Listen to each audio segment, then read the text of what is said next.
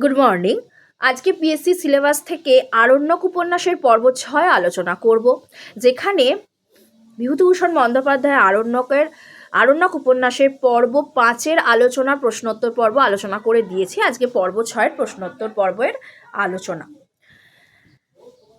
1 নম্বর প্রশ্ন, আগ তো আ গইল হুজুর, কারা ভীত কণ্ঠে এ কথা বলেছিল?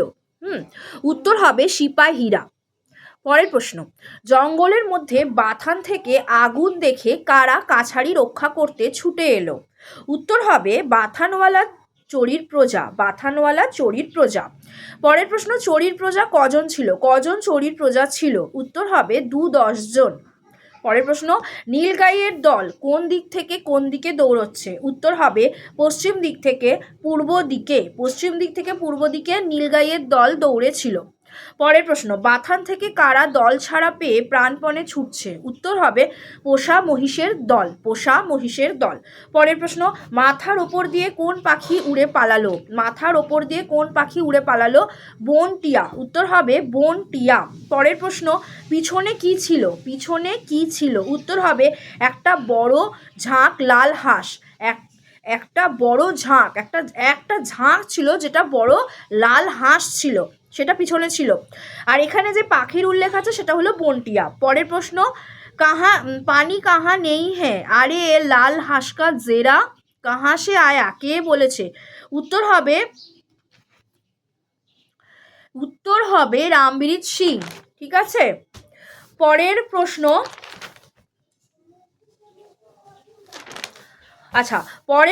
দেখো, আগুন নেভানোর অস্ত্র কি ছিল? উত্তর হবে আধ কাঁচা গাছের ডাল ও বালি। পরের প্রশ্ন হচ্ছে, সকলের মুখ চোখ কেমন হয়েছিল? উত্তর হবে আগুন ও রৌদ্রের তাপে দৈত্যের মতো। পরের প্রশ্ন, কাছারির জিনিসপত্র বলতে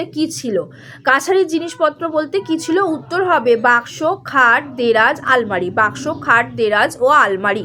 পরের প্রশ্ন, ক্যাশ আপনার জিম্মায় রাখুন আর দলিলের বাক্সটা, এই কথা কে বলেছে? উত্তর হবে মুহুরী বাবু। পরের প্রশ্ন, বাপু রাখ, কে বলল? উত্তর হবে গোষ্ঠ মুহুরী এই কথা বলেছিল। পরের প্রশ্ন, আগুনের স্রোত কোন কোন দিকে বেয়ে নিমেষের মধ্যে পূর্ব দিকে ছুটলো? উত্তর হবে উত্তর ও দক্ষিণ দিকে। পরের প্রশ্ন, অগ্নিশিখা কোথায় গিয়ে পৌঁছলো? উত্তর হবে মোহনপুরা রিজার্ভ ফরেস্টের সীমানায় গিয়ে আগুন অগ্নিশিখা পৌঁছলো। পরের প্রশ্ন, কারো কুশি নদী তীরবর্তী কারো ও কুশি নদী, দুটো নদীর উল্লেখ আছে এখানে, কারো ও কুশি নদী। এই নদীর তীরবর্তী কর্দমে কটি বন্য পশু ছিল? উত্তর হবে 8-10টা বন্য মহিষ, 2টি চিতাবাঘ আর কয়েকটি নীলগাই ছিল। কটা চিতাবাঘ ছিল? 2টো। আর 8-10টা বন্য মহিষ ছিল আর কয়েকটা নীলগাই ছিল। পরের প্রশ্নে চলে যাচ্ছি, রিজার্ভ ফরেস্ট থেকে কুশি ও কারো নদী কত মাইল দূরে? রিজার্ভ ফরেস্ট থেকে কারো ও কুশি নদী কত মাইল দূরে ছিল? উত্তর হবে 8-9 মাইল দূরে ছিল। 8 থেকে 9 মাইল দূরে ছিল। আচ্ছা, এবার আজকের আলোচনায় চতুর্থ পরিচ্ছেদ আলোচনা করব। চতুর্থ পরিচ্ছেদের প্রশ্ন উত্তর আলোচনা করব। 1 নম্বর প্রশ্ন হচ্ছে, বৈশাখ জ্যৈষ্ঠ কেটে গিয়ে কোন মাস পড়ল? উত্তর হবে আষাঢ় মাস। বৈশাখ জ্যৈষ্ঠ কেটে গিয়ে আষাঢ় মাস পড়ল। পরের প্রশ্ন, কাছারির পুণ্যহ উৎসব কবে? উত্তর হবে আষাঢ় মাসে। পরের প্রশ্ন, সত্যচরণ কাকে দিয়ে বস্তির লোকদের নিমন্ত্রণ করলো? উত্তর হবে গণরী তেওয়ারিকে দিয়ে বস্তির লোকেদের নিমন্ত্রণ করেছিল। পরের প্রশ্ন, পুণ্যাহের পূর্বদিন থেকে আকাশ মেঘাচ্ছন্ন হয়ে টিপটিপ বৃষ্টি পড়তে শুরু করলো। তাহলে কবে থেকে দিনটা কি ছিল? কোন দিন থেকে আকাশ মেঘাচ্ছন্ন হয়ে টিপটিপ বৃষ্টি পড়তে শুরু করলো? পুণ্যাহের পূর্ব দিন থেকে। ঠিক আছে। পরের প্রশ্ন, বাংলাদেশের সাধারণ লোকের ভোজের খাদ্য কি কি? বাংলাদেশের সাধারণ লোকের ভোজের খাদ্য কি কি? উত্তর হবে চীনা ঘাসের দানা, টক দই, ভেলি গুড় ও লাড্ডু। চীনা ঘাসের দানা, টক দই, ভেলি গুড় ও লাড্ডু, এগুলো ছিল বাংলাদেশের সাধারণ লোকের খাদ্য। পরের প্রশ্ন দেখো, বিশুয়ার বয়স কত ছিল? বিশুয়া বলে যে একটা চরিত্র পাই, সেই সেই ছেলেটার বয়স ছিল 10 থেকে 12 বছর। পরের প্রশ্ন, বিশুয়া কখন জলখাবার চেয়েছিল? বিশুয়া কখন জলখাবার চেয়েছিল? উত্তর হবে বেলা 10টার সময় বিশুয়া জলখাবার চেয়েছিল। পরের প্রশ্ন, ভাঁড়ারের ভার কার ওপর ছিল? ভাঁড়ারের ভার কার ওপর ছিল? উত্তর হবে লবটুলিয়ার পাটোয়ারির ওপর। লবটুলিয়ার পাটোয়ারির ওপর ভাঁড়ারের ভার ছিল। পরের প্রশ্ন, বিশুয়া কি এনে দিল? বিশুয়া কি এনে দিল? উত্তর হবে কুচি চিনার দানা এনেছিল, আর এনেছিল একটু নুন। চিনার দানা ও একটু নুন। পরের প্রশ্ন, বিশুয়ার গায়ের রং কেমন ছিল? বিশুয়ার গায়ের রং ছিল কালো কুচকুচে। উত্তর হবে কালো কুচকুচে। আচ্ছা, চলে যাচ্ছি পরের প্রশ্নে। বিশুয়াকে দেখতে কেমন ছিল? বিশুয়াকে দেখতে কেমন ছিল? উত্তর হবে পাথরের কৃষ্ণ ঠাকুরের মতো দেখতে ছিল বিশুয়াকে। আচ্ছা, পরের প্রশ্ন, বিশুয়ার থান কাপড়ের পরিমাপ কি ছিল? যে থান কাপড়টা সে পরেছিল সেটার পরিমাপ কত ছিল? উত্তর হবে 8 হাত। সে 8 হাতের থান কাপড় পরেছিল। পরের প্রশ্ন, বাঙালি ছেলে কখনো কি খাবে না? কি না খাওয়ার কথা বলা হয়েছে? চিনার দানা। উত্তর হবে বাঙালি, বা এরকম প্রশ্ন আসতে পারে যে বাঙালি ছেলে কখনো কি খাবে না। ঠিক আছে, উত্তরটাই হবে কি খাবে না। উত্তর হবে কোয়েশ্চেনটা হলো কি খাবে না, বাঙালি ছেলে কখনো কি খাবে না। উত্তর হবে চিনার দানা। উত্তর হবে চিনার দানা। পরের প্রশ্ন, উঠোনে পাতা পেতে কটি স্ত্রীলোক বসেছিল? উঠোনে পাতা পেতে কজন স্ত্রীলোক বসেছিল? উত্তর হবে 3 জন স্ত্রীলোক বসেছিল। আচ্ছা, পরের প্রশ্ন, 3টি স্ত্রীলোকের কটি ছোট ছোট ছেলে মেয়ে ছিল? 3টি স্ত্রীলোকের কটি ছোট ছোট ছেলে মেয়ে ছিল? উত্তর হবে 2টি ছোট ছোট ছেলে মেয়ে ছিল। পরের প্রশ্ন, ছেলে দুটির পাতে কি আছে? ছেলে দুটির পাতে কি আছে? উত্তর হবে চিনার দানা। উত্তর হবে চিনার দানা। পরের প্রশ্ন, ছেলে দুটোর পাতে কি ছিল? ছেলে দুটির পাতে কি আছে?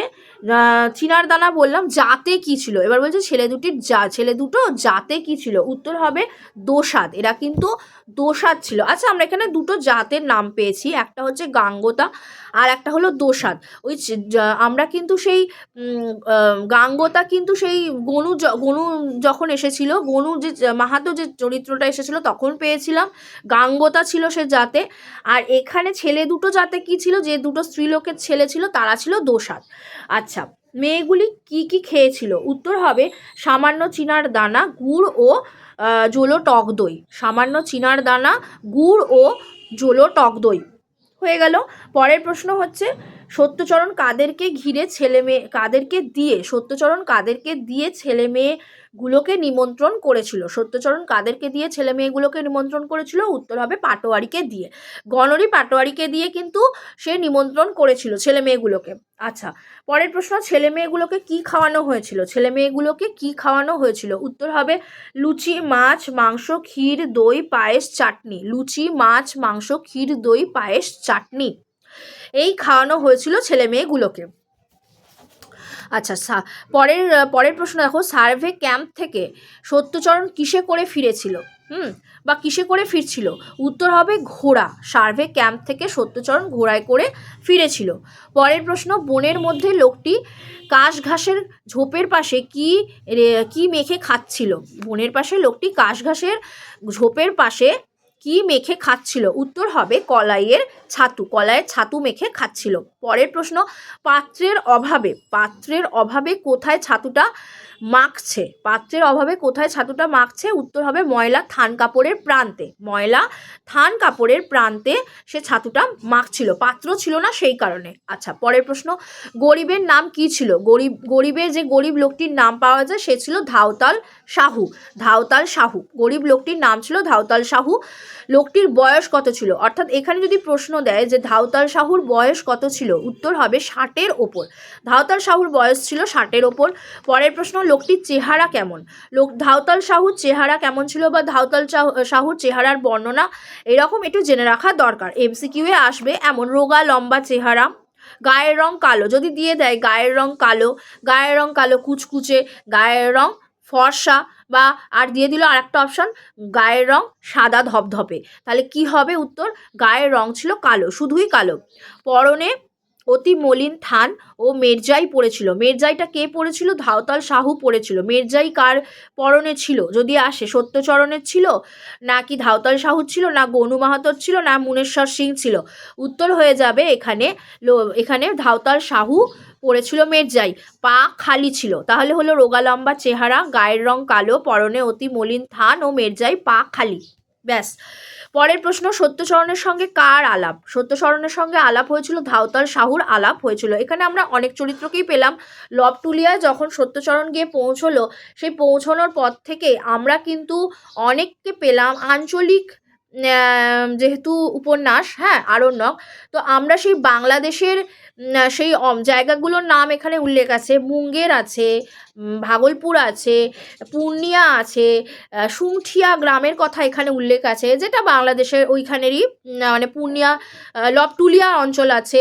সেই আঞ্চলিক কথাগুলো এখানে ফুটে উঠেছে, আঞ্চলিকতার একটা ব্যাপার আমরা এখানে পাচ্ছি। এবং যারা ভিডিওটা দেখবে, যাদের আরণ্যক উপন্যাসটা পাঠ্যে আছে, তাদের আমি বলবো যে আঞ্চলিকতার দিকটা কিন্তু তারা জোর দেবে। আঞ্চলিকতায় কতটা দুষ্ট হয়েছে, মানে আঞ্চলিকতার আঞ্চলিক ভাষাটা কিন্তু আরণ্যক উপন্যাসের ভীষণ ভীষণ ইম্পর্ট্যান্ট।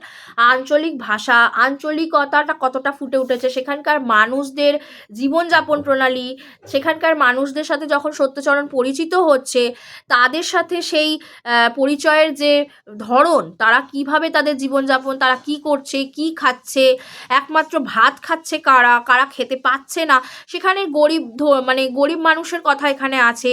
ভাত যারা খেতে পাচ্ছে তারা একটু বড় সচ্ছল পরিবারের, যেমন রাজপুতের রাসবিহারী সিং ভাত খাচ্ছে, বাকিরা কেউ ভাত খাচ্ছে না।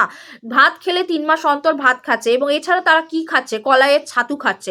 অত্যন্ত প্রত্যন্ত গ্রাম এবং গরিব, এবং সেইখানটা এখানে আঞ্চলিক, এবং আঞ্চলিক ভাষার মাধ্যমে আঞ্চলিক মানুষগুলোকে এখানে আঞ্চলিক পরিবেশ এখানে ফুটিয়ে তোলা হয়েছে। যাই হোক, এখানে ধাওতাল সাহু, নামগুলো দেখো, সাহু, ধাওতাল সাহু, লোকটির চেহারা বলে দিলাম। সত্যচরণের সঙ্গে কার আলাপ হয়েছিল? ধাওতাল সাহু। সত্যচরণ যে চরিত্রটা, সে হচ্ছে এখানের মেন চরিত্র, আসল মানে কেন্দ্রীয় চরিত্র, যার সাথে প্রথম থেকে আমরা পাচ্ছি অবিনাশকে। অবিনাশই সত্যচরণকে সেই লবটুলিয়া পাঠিয়েছিল। প্রথম যখন সে সত্যচরণ যায় লবটুলিয়া, সে থাকতে পারবে কি না, কারণ সে কলকাতার আবহাওয়ায় বা বাতাবরণে বা বলবো পরিবেশে বড় হওয়া একজন থাকা মানুষ, সে কি করে ওইখানে গিয়ে কাজকর্ম করবে? কাজ করছে, কিন্তু সে আস্তে আস্তে সে দেখতে পেল সেখানকার মানুষগুলোর সাথে সে মিশে গেল। তার পরিচয় হওয়ার পর সে মিশে গেল, এবং তাদের দুঃখ দুর্দশার কথা সে জানতে পারলো, এবং অবশ্যই সত্যচরণ কিন্তু তাদেরকে খাওয়াচ্ছে, এবং গণরী তেওয়ারি তার কিন্তু এমন একজন কাছের মানুষ হয়ে গেল। আস্তে আস্তে মুনেশ্বর সিং হলো, বিভিন্ন জিনিস আমরা পাচ্ছি। সেই বিভিন্ন কড়া, সেই 5 টাকার কড়া এলো, যেটা মুনেশ্বর সিং এনেছিল। কেন না তারা তাদের জীবনযাপনের মধ্যে সত্যচরণ ঢুকে গেল। কড়াটা কেন প্রসঙ্গ এলো? জীবনযাপনের মধ্যে সত্যচরণ ঢুকে গেল, সেখানে কড়া প্রসঙ্গ এলো। যাই হোক, আস্তে আস্তে দেখা যাচ্ছে ধাওতাল সাহুর সাথে পরিচয় হচ্ছে। এবার ধাওতাল সাহুকে চেনো? এটা কে কাকে বলেছিল? রামজোত পাটোয়ারিকে কথা বলেছিল। রামজোত পাটোয়ারিকে কথা বলেছিল যে তুমি কি ধাওতাল সাহুকে চেনো? একে অপরের সাথে পরিচয় হচ্ছে। ধাওতাল সাহুর কোথায় বাড়ি ছিল? ধাওতাল সাহুর বাড়ি ছিল এখানে দেওয়া আছে নওগাছিয়া। নওগাছিয়ায় কিন্তু ধাওতাল সাহুর বাড়ি ছিল। এখানে অনেকের বাড়িই ছিল, বিভিন্ন জায়গায় বিভিন্ন জনের বাড়ি আছে। গণরী তেওয়ারির বাড়ি আলাদা একটা জায়গায়, বনগাঁ, ওখানে একটা লেখা আছে যে কোন বনপাস গ্রাম, হ্যাঁ, ওই এইরকম একটা জায়গা। এছাড়া ধাওতাল সাহুর বাড়ি আমরা দেখছি নওগাছিয়া। এগুলো একটু মনে রাখতে হবে। পরের প্রশ্ন, লক্ষপতি লোক বনের মধ্যে বসে ময়লা উড়ানির প্রান্তে কি খাচ্ছিল? উত্তর হবে কলাইয়ের ছাতু। এরা কিন্তু কলাইয়ের ছাতুই খায়, আর যেহেতু খেতে পায় না, সেই কারণে সত্যচরণ তাদেরকে ডেকে কিন্তু খাইয়েছিল। কি খাইয়েছিল? লুচি, মাছ, মাংস, ক্ষীর, দই, পায়েস, চাটনি। ঠিক আছে। ধাওতালের বয়স কত ছিল, মানে ওখানে যে ধাওতাল সাহুর বয়স বলা হয়নি, আমি একটু ভুল বলেছি, লোকটির বয়স ছিল, লোকটি অন্য একটা লোকের কথা উল্লেখ আছে, সেই ধাওতাল সাহু কথা এখানে বলা হচ্ছে। লোকটি বলে প্রথমে উল্লেখ করা ছিল, ওটাকে অনুমান করা হচ্ছিল তার 60-এর ওপর বয়স, তো লোকটি ছিল ধাওতাল সাহু, আর এখানে অন্য কোনো চরিত্র নেই। এবং ধাওতাল সাহুর বয়স হচ্ছে 63-64, পরে বলে দেওয়া হয়েছে ধাওতাল সাহুর বয়স হচ্ছে, বলে দিয়েছে মেনশন করে যে 63-64 বছর বয়স হলো ধাওতাল সাহুর বয়স।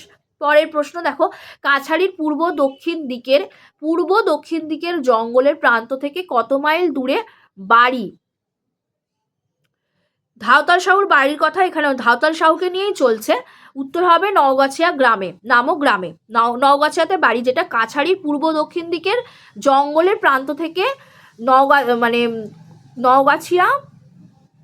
আচ্ছা, এখানে মাইলটা উল্লেখ করিনি আমি, পরে আমি বলে দেবো, হ্যাঁ, কত মাইল দূরে। ওটা নওগাছিয়া নওগাছিয়া নামে একটা গ্রামে বাড়ি, কত মাইল এখানে আমি উল্লেখ করিনি, পরের আলোচনায় আমি অবশ্যই এই প্রশ্নটার উত্তর বলে দেবো। আচ্ছা, কত টাকার দলিল ছিল? উত্তর হবে 8-10 হাজার টাকার দলিল ছিল। 8-10 হাজার টাকার দলিল ছিল। আচ্ছা, তামাদি দলিল কত হাজার টাকার ছিল? ওখানে কত হাজার টাকা তামাদি দলিল ছিল? 4 থেকে 5 হাজার টাকার তামাদি দলিল ছিল। আচ্ছা, পরের প্রশ্ন হচ্ছে, ধাওতাল কত হাজার টাকার তামাদি দলিল ছিঁড়ে ফেলেছিল? ধাওতাল সাহু তামাদি দলিলটা ছিঁড়ে ফেলেছিল কত হাজার টাকার? ও যে দলিলটা ছিঁড়েছিল 15-16 হাজার টাকার দলিল ছিঁড়ে ফেলেছিল।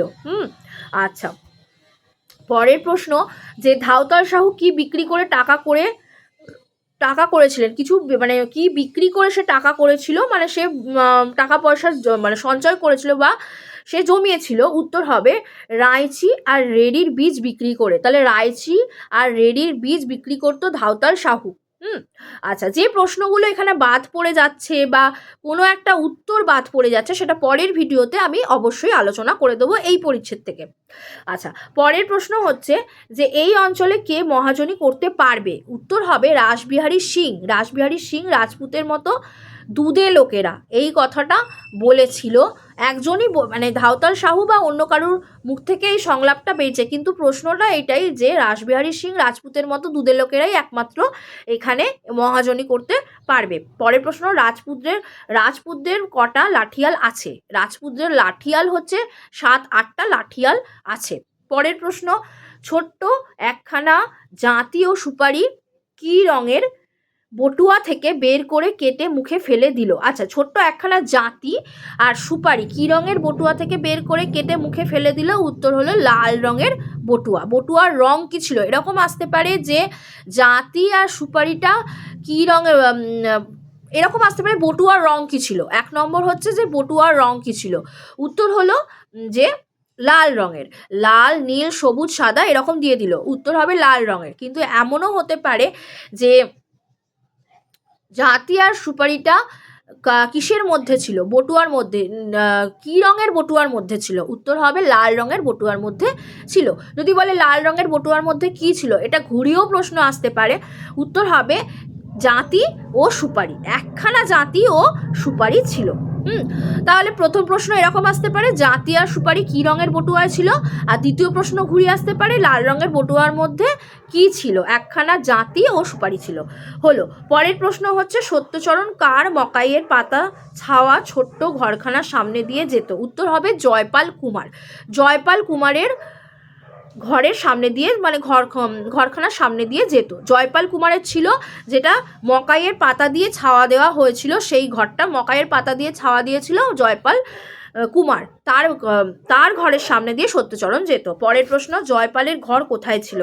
জয়পাল কুমার হলো আরেকটা চরিত্র যে এইখানে আছে। জয়পালের ঘর কোথায়? উত্তর হবে প্রাচীন পাকুড় গাছের নিচে। পাকুড় গাছের নিচে ছিল জয়পালের ঘর। আজকের আলোচনা এই পর্যন্তই। এই পরিচ্ছেদের আলোচনা যেহেতু চলছে, এখনও অনেকটা প্রশ্ন উত্তর আলোচনা করব। 14টা পরিচ্ছেদ আছে এবং তার প্রত্যেকটা উপাধ্যায় আমি আলোচনা করে দিয়েছি যে কোন পরিচ্ছেদের বা অধ্যায়ের কটা উপ অধ্যায় আছে, সেগুলো আমি আলোচনা করে দিয়েছি। তো প্রত্যেকটা পরিচ্ছেদ আলোচনা একটু সময় লাগবে। আজকের এইটুকুই। পরের ক্লাসে থাকছে এই পরিচ্ছেদেরই পরের প্রশ্ন উত্তরগুলোর আলোচনা। ঠিক আছে, আজকের আলোচনা এই পর্যন্তই। যদি তোমাদের ক্লাসটা ভালো লেগে থাকে অবশ্যই চ্যানেল সাবস্ক্রাইব করে বেল আইকনটা দিয়ে দিও এবং লাইক করার পর বন্ধুদের সাথে শেয়ার করো। আর একটা কথা, কমেন্ট করতে কিন্তু একদম ভুলো না। আজকের ক্লাস এই পর্যন্তই। Thank you students, thank you so much.